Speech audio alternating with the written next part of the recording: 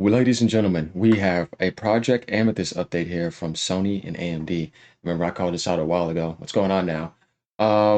Sony's back again We've been working some with the head, talking about FSR4 and how the GPU in the Pro is limited, and they realize that. Like, they need more CPU power for the stuff coming forth. And with FSR4 coming in the scenes, and with the neural networking and the collaborations, Sony has learned a lot, and this is going to help just gaming in general push forward. And one thing I like about this is that they are finding ways to add in something like FSR4 without having that card that requires it. It's a very interesting thing, like getting that backwards feed.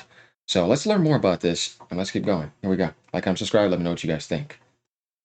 seriously cool GTA. gaming tech with Sony, and I couldn't think of a better person to walk us through it than my good friend Mark Cerny. Mark, thank you so much for coming out to Austin. My pleasure. Oh, I've Austin. asked Mark to join me to pop open the box and give you a peek at some of the gaming breakthroughs we've been working on together behind the scenes. Yes, we've been busy, that's for sure. So today it seemed like it might be fun to share a bit about the brand new technologies being developed, starting with our collaboration under Project Amethyst to create the machine learning technologies of the future. As every gamer knows, it takes a complex set of system expertise to get your setup and games to deliver the highest possible experience. As we progress together, the future brings us to real-time physics, cinematic lighting, efficient asset streaming, and keeping everything in sync across a CPU and GPU with super low latency. Trying to brute force that with raw power alone just That is good, what he just said, low latency. doesn't scale. That's why we're combining traditional rasterization with neural acceleration. And machine learning isn't just a neat trick anymore. It's become a real tool for developers. Smarter pipelines, cleaner visuals, smoother gameplay, and more headroom to create the worlds we want to all get lost in. And that's what FSR is all about. FSR and PSR actually come from deep co-engineering between Sony and AMD. Okay, he came out and said it again. So Sony was involved with PSSR and FSR being developed. So it looks like Mark Sony and them learned enough to help. Interesting. He said it, so all right. Co-engineering the neural networks that power both technologies. Co-engineering. And going forward, more and more what you see on screen, the detail, the fidelity, the atmosphere, it will be touched or enhanced by ML. And that means we're not just hitting new technical benchmarks, we're getting closer to the vision of the artists and creators behind the games. And the challenge comes in how we implement these systems. The neural networks found in technologies like FSR and PSSR are incredibly demanding on the GPU. They're both computationally expensive and require speedy access to large amounts of memory. The nature of the GPU fights us here. It's made up of a large number of compute units, and problems are therefore typically broken up into bite-sized pieces to enable the individual compute units to tackle them. And there's a downside to that. Subdividing a problem can cause inefficiency, or even force us to give up and find a different approach. Exactly. And that challenge got us thinking, and what came out of it is something we're calling neural arrays. Here's the idea. Instead of having a bunch of compute units all working on their own, we built a way for them to team up, to actually share data and process things together like a single focused AI engine. Now, we're not linking the entire GPU into one mega unit. That'll be a cable Okay. management I was going to say. nightmare. But we are connecting CUs with each shader engine in a smart, efficient way. And that changes the game for neural rendering. Bigger ML models, less overhead, more efficiency, and way more scalability as workloads grow. Neural arrays will allow Damn. Okay, so I cannot wait to see the comparisons when they get FSR4 compared to games that didn't have it before. We're going to have to do a lot of comparisons with that. You know how that is. Anything new comes out, we're doing that. We'll be doing ally comparisons, all that. This is great. us to process a large chunk of the screen in one go. And the efficiencies that come from that are going to be a game changer as we begin to develop the next generation of upscaling and denoising technologies together. With neural arrays, we're unlocking a whole new level of performance for ML, not just faster, but more capable. That means better FSR, better ray regeneration, and brand new ML power features we're just starting to imagine. All working in real time, right on the GPU. And we're just getting started. As we look ahead, you also see dedicated innovations that bring cinematic rendering to an entirely new level. Another area we've been focusing on has been ray tracing. When I look at its broad usage on PlayStation 5 for reflections, shadows, and global illumination, it's difficult to believe that it's been just 5 years since ray tracing was introduced. Definitely, Mark. And now with path tracing becoming more central to real-time graphics, the demands on GPU just continue to grow. Yeah. So this is the thing that I do like about that, because as we said, if you fully focus on raw rasterization, which we know that's stat to stats, diminishing returns are higher now than ever. You can't just do it anymore because that's now hitting walls. Ray tracing and path tracing add in a deeper complexity to that. So the more advancement for next generation should be focused on more ray tracing and path tracing features and less on over focus of rasterization. You got to find that balance now because of those diminishing returns. And Mark, Sony, and Jack here are learning that. And that will be advancing AMD worlds for you on PC as well. So this benefits everybody. And I like this. Now that I'm starting to see more of this picture, and like I said, this is showing power here. Is that wrong? See?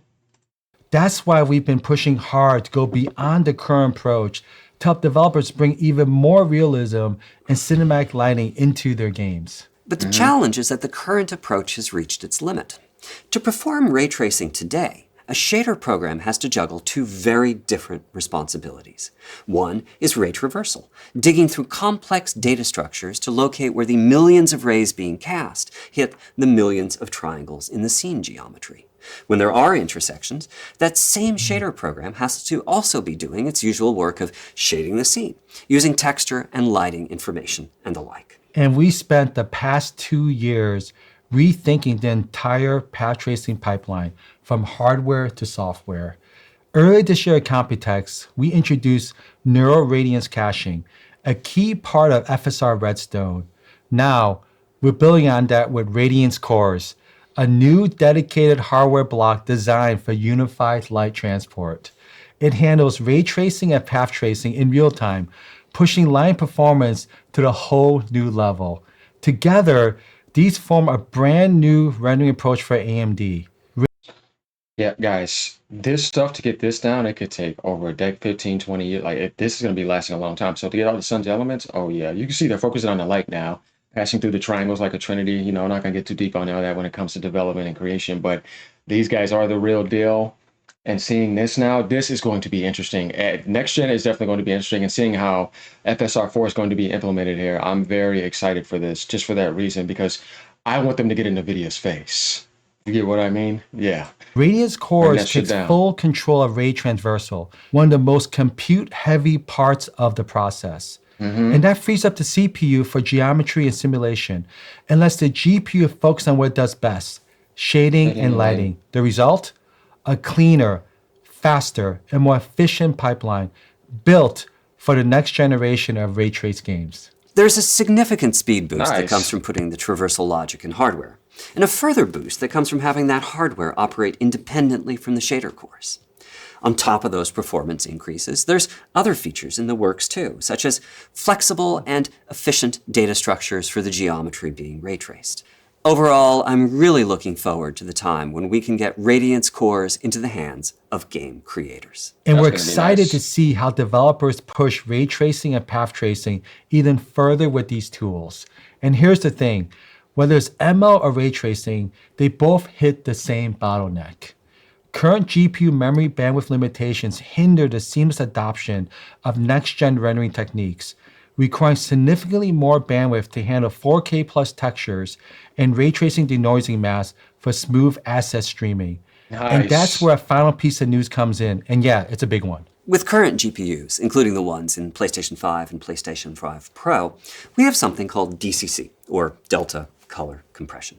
It's a strategy that reduces the memory bandwidth consumed when the GPU is reading or writing certain data, such as textures or render targets. And what we've built for future GPUs and SoCs take the idea of data compression much further. We call it universal compression. It's a system that evaluates every piece of data headed to memory, not just textures, and compresses it whenever possible. Only the essential bytes are sent out, which dramatically reduces memory bandwidth usage. That means the GPU can deliver more detail, higher frame rates, and greater efficiency. See, this is what I'm talking about because NVIDIA was doing stuff like that with VRAM and all these other things. Now we see AMD being innovative in their own way doing that. They're reducing the memory usage needed. This is kind of like, reducing that down and making it way more efficient because you don't really need to do that and you're not going to notice that much of a difference. It is nice. Here, too, I'm really looking forward to what improvements universal compression will bring, Oh, yeah. and to what degree the effective bandwidth of the GPU will exceed its paper spec. There's a multitude of benefits from this, including lower power consumption, higher fidelity assets, and perhaps most importantly, the synergies that universal compression has with neural arrays and RADIANCE cores as we work to deliver the best possible experiences to gamers. Overall, it's of course still very early days for these technologies. They only exist in simulation right now, but the results are quite promising, and I'm really excited about bringing them to a future console in a few years' time. We feel the same way, Mark, and we're so excited to bring these innovations to developers across every gaming platform. Because this isn't just about silicon, it's about empowering the creators and communities that make gaming what it is. And we're just getting started. As we continue building with close partners like Sony, everything we're doing is focused on one thing: pushing games forward for all of you. Gaming has always been at the heart of what we do, and it's never meant more than it does right now. We're here for the players, the creators, and the communities that make this industry matter. And everything we're building is for you. Thank you, Mark, so much for taking time to join me here today. Thank you, Jack. That was very nice. That's very professional. That shows a lot of power and presence, and what is going to be pushed for the future for not just consoles, but for games in general, and to be used even on AMD cards in the future. So this is great seeing Sony be involved with PC and helping PC gaming. So they are, in a sense. This is not something to deny. This is just being neutrally honest. All right, let me know what you guys think about this. I'm excited for the future of this now. Later.